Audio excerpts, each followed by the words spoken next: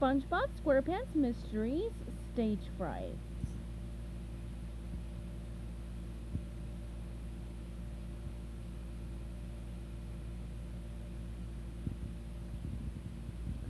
Chapter 7. I get it. Most warblers auditioning for a high-class musical probably wouldn't pick Blow a Baby Bubble with Me as the best possible tune to dazzle the director. But I wasn't just any warbler. I was me. I had to be true to myself. I loved that song. Truth was, my grandma used to sing it to me back when I was just a baby sponge myself. It always gave me a happy feeling. And when you're in the rugged private detective business, happy feelings aren't always easy to come by. So the song wasn't everybody's cup of tea. I wasn't in the tea business.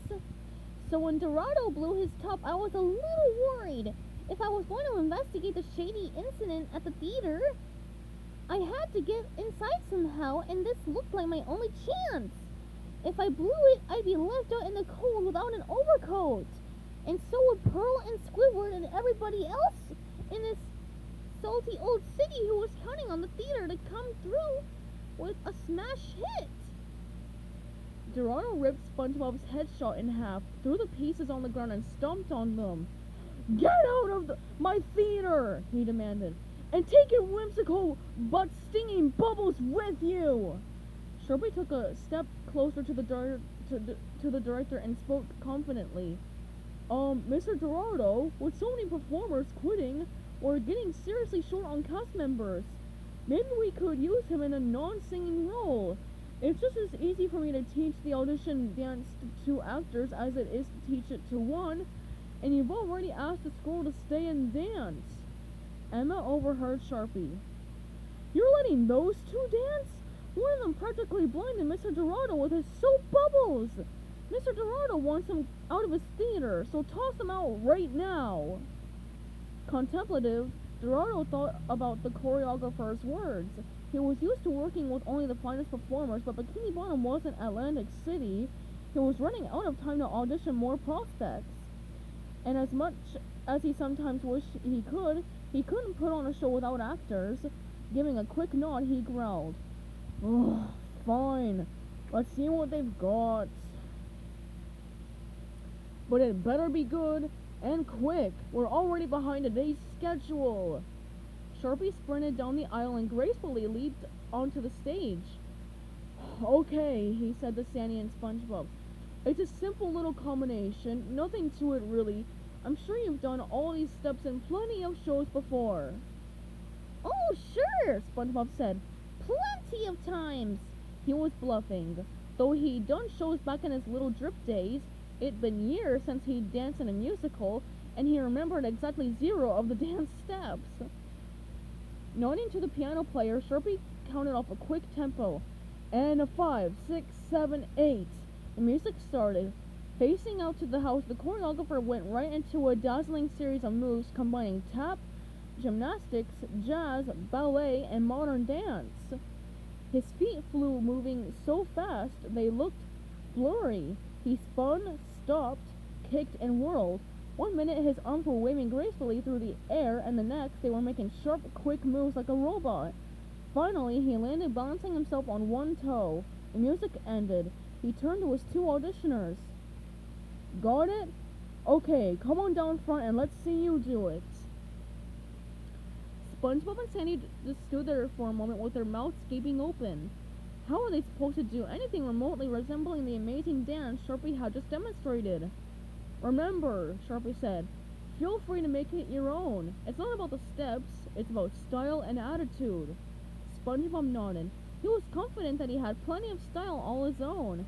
He turned to Sandy and gave her an encouraging smile. She looked stunned. Her stomach was turning somersaults. Her feet felt as though they weighed 1,000,000 pounds each.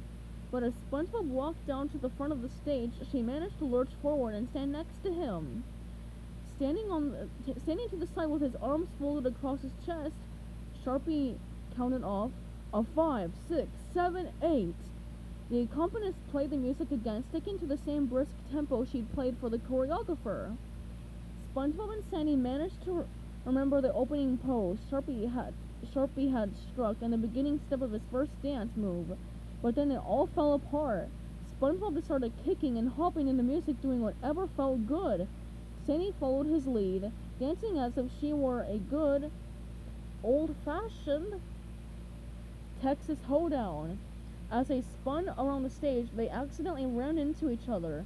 Windmilling his arms, SpongeBob stumbled backward and bumped into Sharpie, knocking him off the stage. Whoa! Sharpie cried as he fell. Trying to keep her balance, Sandy grabbed a heavy velvet curtain, pulling it down around her, pulling it down around her. Wrapped in the curtain and unable to see, she tumbled off the stage, crashing down onto the piano player. Wah! The accompanist wailed. The music ended. SpongeBob went down on one knee and flung his hands out, striking a big finish pose. Ta-da! He crowed, trying to channel all the style and personality he could possibly muster. Getting to his feet and dusting off his knees, he asked, "So, what do you think? Are we in the show?" "That," Martin Dorado pronounced, "was the worst audition I have ever seen in all my years of professional directing." "Okay," SpongeBob said as Sandy freed herself from the falling curtain and climbed back up onto the stage. "But you're so impressed by our spirit of creativity and dedication to the arts that you're going to cast us anyway?" "No," Dorado said curtly. "I'd rather cancel the show and quit directing forever.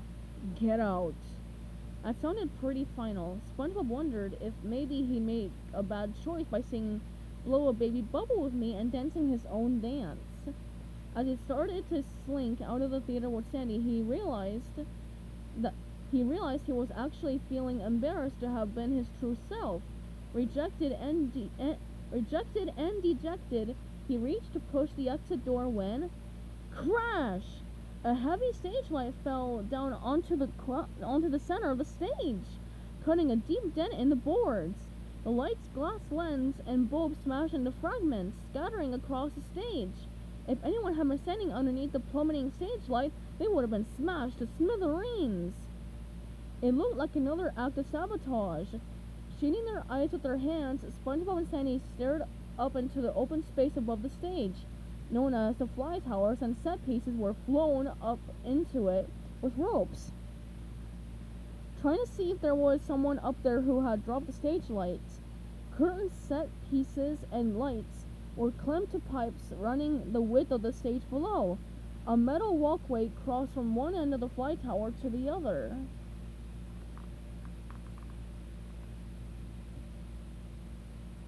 With ladders against the backstage side walls leading up to the walkway. They saw no one, but with the bright light shining down into their eyes, it was hard to see. There could have easily have been someone up there lurking in the shadows. "Emma!" Martin Dorado cried out, looking around. "Where are you?" "I'm right here, Mr. Dorado." His young assistant was right at his side. "Are you sure you're not part goldfish? Let's double check that with your mother. Call Mom on your to-do list." As Emma started to write, he looked around again. "Where's our head electrician?" A fish wearing a tool belt strolled onto the stage. When he saw the broken light, he scratched his head and asked, "What happened here?" "What do you think happened?" Sharpie demanded. He pointed up above the stage. "A light fell from up in the Fly Tower. Someone could have been killed, including me." Dorado headed down the aisle to the stage and pointed an accusing finger at the head electrician. "And where were you when the light fell?" "On my break?" the electrician answered, bristling. "Why? You think I had something to do with this?" "You're the head electrician, aren't you?" the director asked. "You're supposed to be in charge of hanging the lights safely." "Yeah, and that's what I did," he snapped back. "Every light is clamped to a pipe and attached with a safety chain. And just for the record, I was nowhere near that light when it fell. I'm sick of the show and this rundown theater and you. I quit!" He stormed out of the theater, brushing past SpongeBob and Sandy. Dorado looked around. "Where's the head cleaner? We've got to clean with this glass before someone gets caught." Right on cue, a fish in overalls strolled onto the stage, shaking his head and clucking his tongue in disapproval. His name was Jack. Oh, what a mess. Somebody really ought to clean this up. If I were still head cleaner, I suppose that somebody would be me. But it ain't, because I quit too. The show is jinxed. Or cursed. Or haunted. I'm out of here. Jack stomped out carefully, avoiding the broken shards of glass. No head electrician, no head cleaner. Geraldo groaned. Oh, this is a disaster. SpongeBob turned to Sandy and whispered, a disaster or an opportunity?